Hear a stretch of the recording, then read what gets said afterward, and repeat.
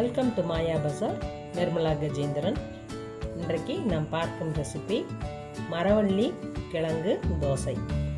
மரவள்ளி கிழங்கை தோல் சீவி அரை கப் எடுத்திருக்கேன்.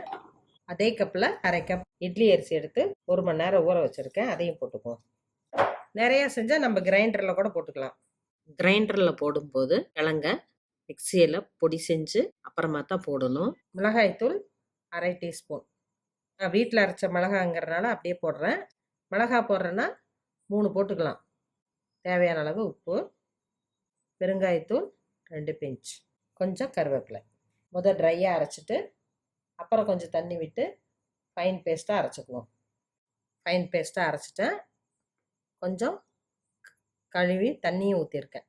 இந்த பதத்துக்கு வச்சுக்கலாம். கல் காஞ்சிருச்சு.